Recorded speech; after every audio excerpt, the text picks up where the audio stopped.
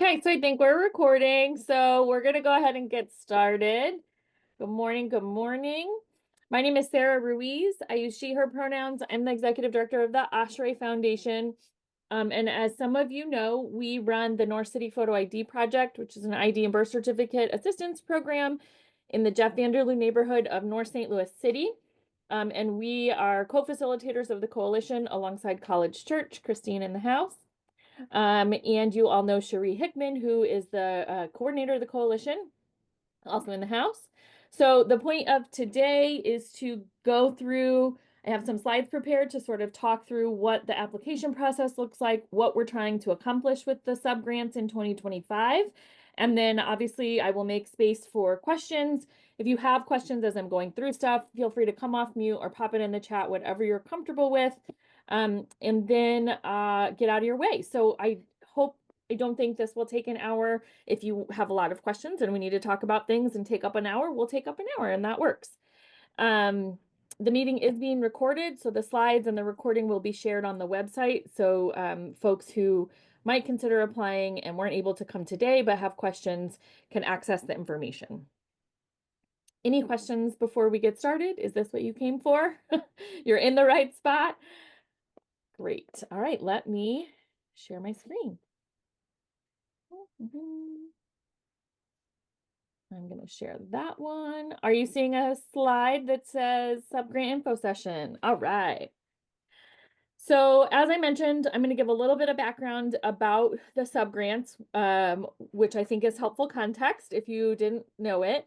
Then we're going to review the application, the reporting, like kind of the logistics of it.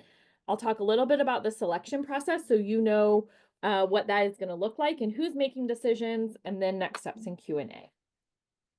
So by way of background, some of you know that we started this sort of sub-grant concept with with College Church, who got a grant, a 1818 grant from SLU in 2022. And we only were able to fund $1,800. And then we realized like, oh, dang, like there's a real need for this and people would really benefit from this. So then we, our two organizations contribute some funds and we gave $5,000 of funding in 2023. And then Ashrei, in partnership with College Church, applied for an Opportunity Fund grant from Missouri Foundation for Health, which we were awarded in late 2023. And that allowed us to fund $50,000 in 2024. And so this year, we again are funding $50,000.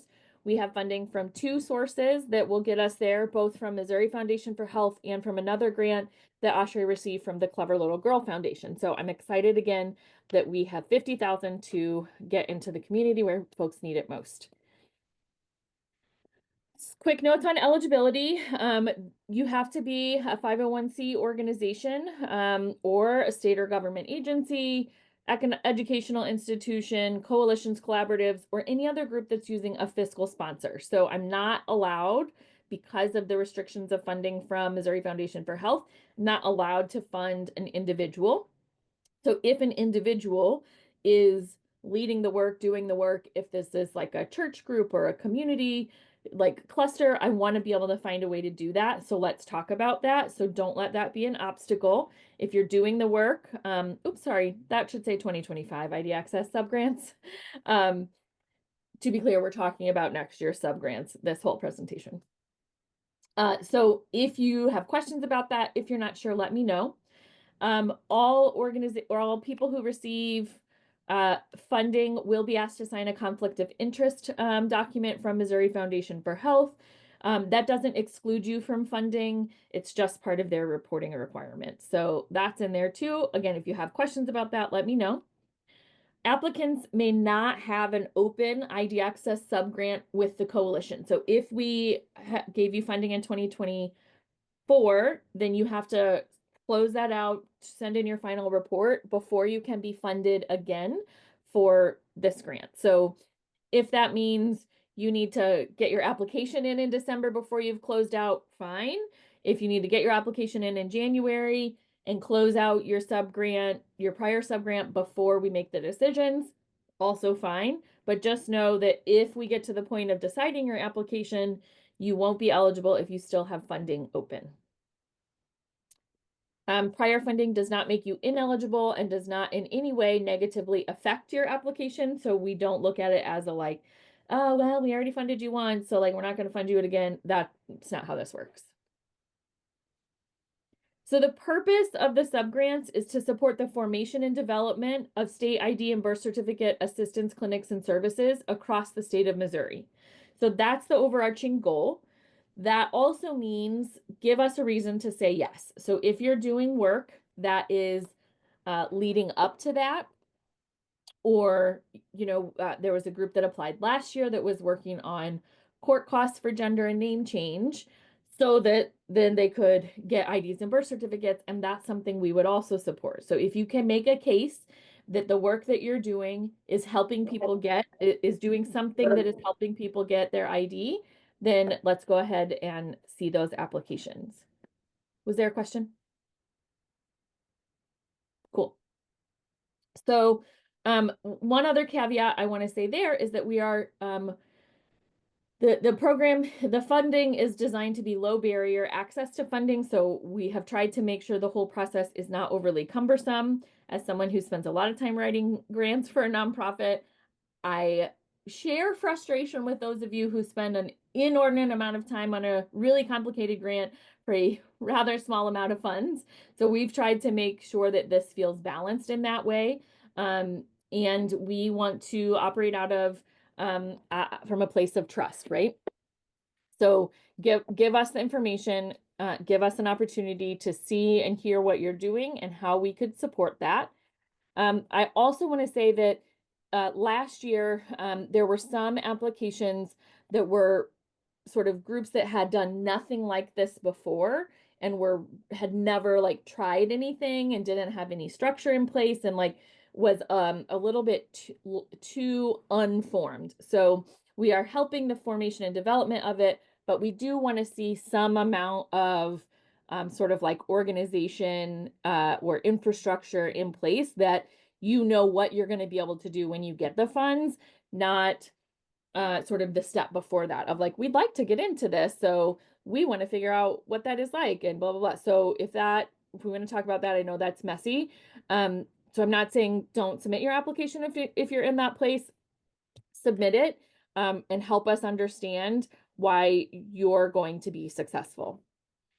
The use of funds is pretty non-restrictive. So if that means you want to pay for the cost of documents, if you want to buy a laptop or a printer or a PO box or any other reasonable expenditure related to expanding access to IDs, that's okay.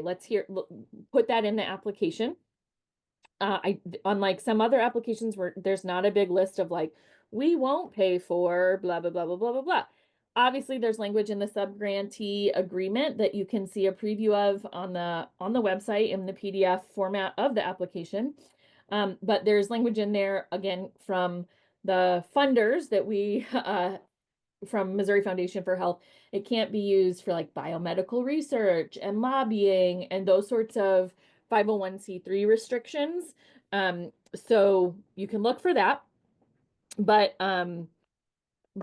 otherwise there are no limited restrictions there, no additional ones on top of that we're placing.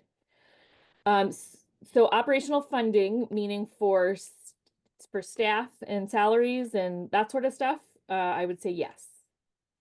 If you want to specify a question in the chat about whether or not this includes operational funding for the provision of IDs and birth certificates, the short answer is yes.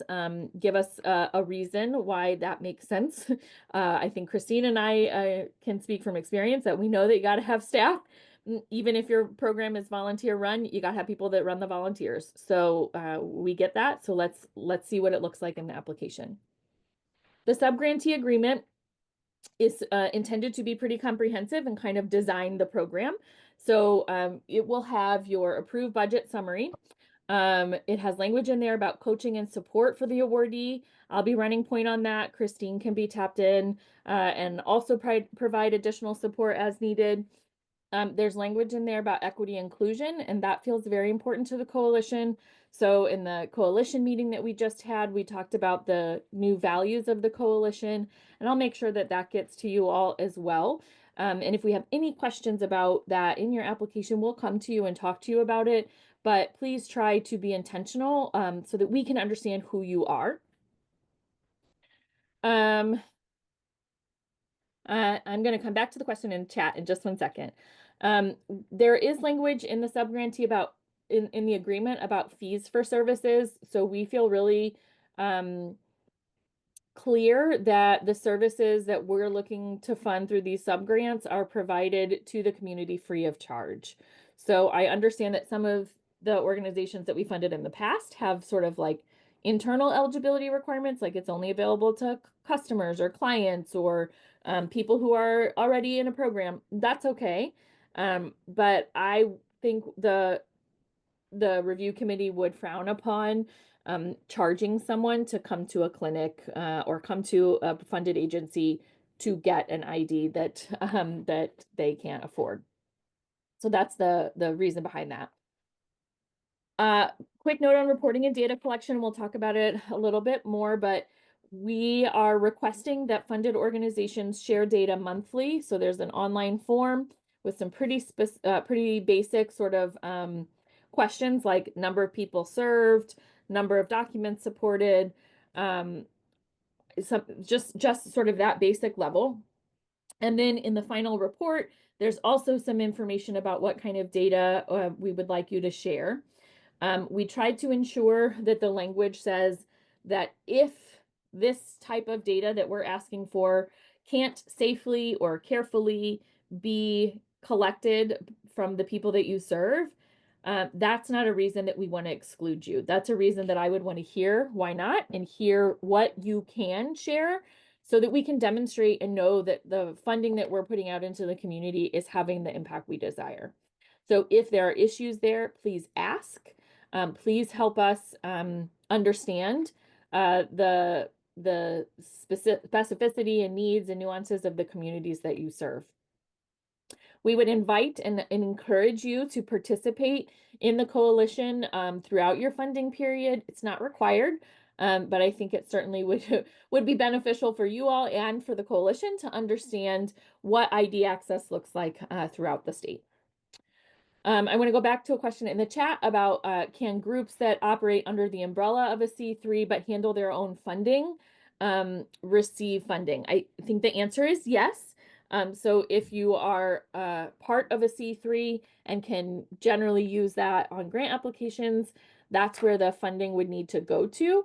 So I can like write the check to the C3 and then you can use and manage it, but I'm happy to talk more about that offline. Okay, moving right along. What does the process look like? There is an online application, so we've modified it largely based on feedback from subgrantees from the previous 2 application periods. It basically has some questions with narrative responses. It asks for your budget proposal. You can use a template that we've provided or use your own template. Again, I am not a funder. I am a nonprofit. And so I am designing this based on what I would want to do or how I would like to be able to apply for grants, especially small grants. 5,000 is a lot, but it's also a little, right? So I don't want you to jump through 1,200 hoops to get this funding. So if you already have a budget in place, just share that, right? If you already have a template you use, make it easy on yourself. Give us the information that the committee needs to evaluate your application.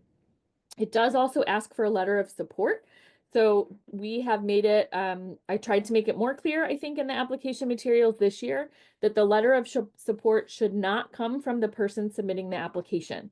So if you are the ED and you're submitting an application, the letter of support should not come from you. It should come from someone else. So if there is a board, if there's a colleague, if there's someone else that can write and speak to your program, that is the goal and intended purpose of the letter of support. I already mentioned the conflict of interest waiver from MFH. So all of the application happens online. It's in a JOT form. So when you go to our website, which is moidaccess.org/funding, you can view a PDF of the application. I would encourage you to draft your answers and your responses in a word processor. That feels like a really old school way of saying that, but in Google Docs or in Word or the word processor of your choice. Um, and then when you go into JotForm, then you can copy and paste your responses into the form.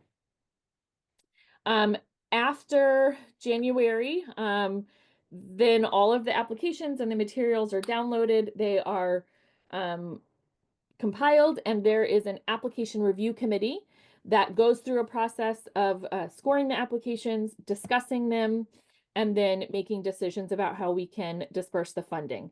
That committee has members from my organization, College Church, and the steering committee of the coalition. So they're the ones that make decisions. I don't have veto power. Christine doesn't have veto power. It's a collective decision-making body. We look at the funding, we look at the purpose, we look at the scores. We had last year, I think, at least 2 or 3 hours of really intentional discussion and revision and like review of the proposals to make sure that we could get money into groups that can get it to the community. All applicants will receive a letter with detailed feedback. Those will go out by February 21st. So if you are approved, but the committee had comments that we wanted to share with you about your about your application, we include that. If you were not approved, you will get a letter with reasons why we didn't approve you or things that caused us concern about your applications or anything like that. That letter will also ask for your completed W-9 if you're a approved application.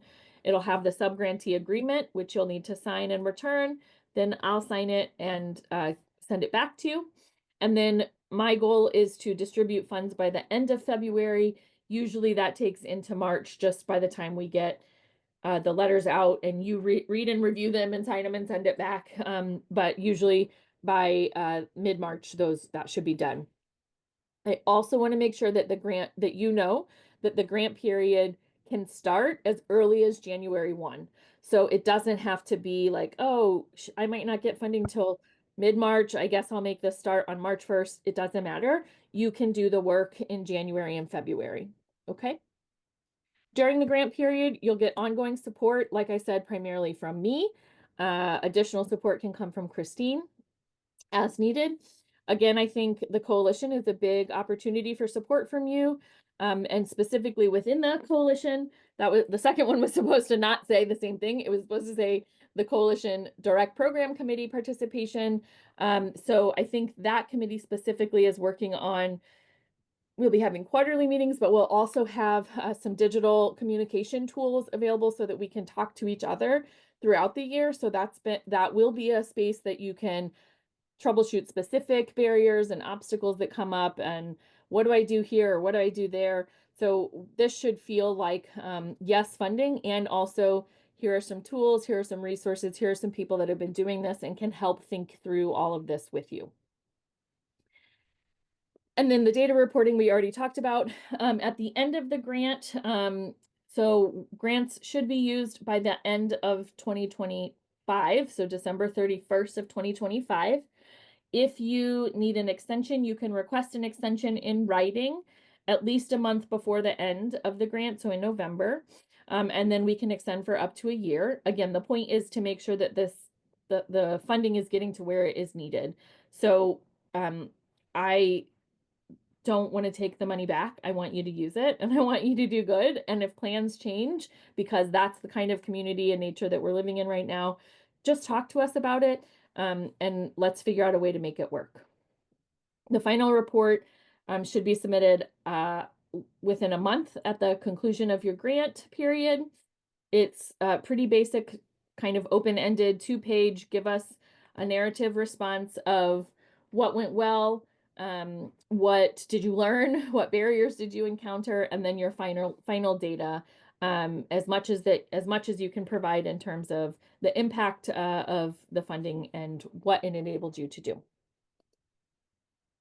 As I mentioned, the application And all the materials are online at moidaccess.org/funding. And then the JOT form is specific to the application. So if you click on that, you're ready to apply. You can certainly see it, but I will caution you that you'll have to enter in data to progress through the application. So it's really not helpful, but it's the same as what's in the PDF version. So all of it, including the JOT form link, is on the Missouri ID Access website. If you forget the /funding, just check the drop-down menus. It's in there at the top. Couple tips, things that I think might be helpful based on some of the feedback and also some of the ways that the application review team things that they will consider when they're reviewing application. So make sure that you give enough details for people who don't know anything about you to understand who you are and why you're applying, right? Some of us sometimes know you, but sometimes we don't know anyone and we know anything about you. So make sure you tell us enough of who you are so that we can get a sense of how this fits in with your work. Provide enough information that will help the review team feel confident about funding your group. So if that comes through the letters of support or through the way you answer, excuse me, the narrative questions in the application about past experience or why you're confident about the work you're doing, just let that shine. Let us be able to feel that with you. Give enough detail to understand what it is you intend to do. We understand that it can look differently. Ashrei runs a weekly program, set times, set dates, like all of that. But other programs are integrated into daily service provision. And so it won't be a one-off clinic or 3 clinics throughout the year. It's just going to be part of what your case managers do. That's okay. Just give us enough detail and information so that we can understand what it is you're actually going to do, because I'm going to not make assumptions about how you're going to do the work, right? So be clear and specific also in the question specifically about how you will integrate equity, inclusion, dignity, and anti-racism into your ID Access work. Please let us understand that. Let your values shine through this. Let us know that you've thought about it, how you've thought about it, what you're going to do to make sure that that you are changing the way we provide services, especially about IDs. Please make sure your budget is clear. Let us know how you're going to spend the funds, right? A big old thing that says like, oh, I'm going to spend $5,000 on ID Access. Great. I'm going to need a little more from that. Let me know what you're going to do, how you're going to do it. Finally, there is a question in the application about partial funding. So if partial funding is available, like if you're asking for 5,000, but we could give you 4,000 or 2,500, would that be helpful or not? Are you an all or nothing sort of applicant or not? And I recognize that sometimes you are, and that's helpful for the review committee to know as we sort of explore all of them. In the past, we have always gotten more requests for more funding than we have to offer. So I'm pretty sure last year we had requests for about $75,000 worth of funding, and we only had 50. So that means we have to say no to some applications. And usually I think the review committee prefers to say yes in part if we can, and if that's helpful. And if it's not helpful, just be honest about that, because we don't want to waste your time either. Quick review on timeline. The application portal is now open. We're having the info session today. Applications are due at the end of January, so you can get through the transition to a new year. So breathe on that. And then again, like I said, by February 21st, all applicants will be notified of the decision on your application. And then by February 29th is my goal to send checks. Obviously, if I don't have signed agreements by that point, then it will delay, but that's okay. Funding period begins no earlier than January 1st. If you aren't going to use it till later in the year, that's fine too. All funds must be used by December 31st. If that is a barrier or an obstacle to you, let us know. Talk to me about that. And then based on that, final report is due by the end of true. There is not a February 29th in 2025. So, give or take by the end of February-ish is when I'm trying to get the checks out, but I'll get them out as soon as I can once I receive those signed agreements. So, thanks for that catch. And then the final report will be due, if it's a 1-year grant, it'll be due by February of 2026. This is the work. I'm going to stop here. I'm going to pause for questions. And that's all. So let me stop sharing and happy to answer any questions that you have.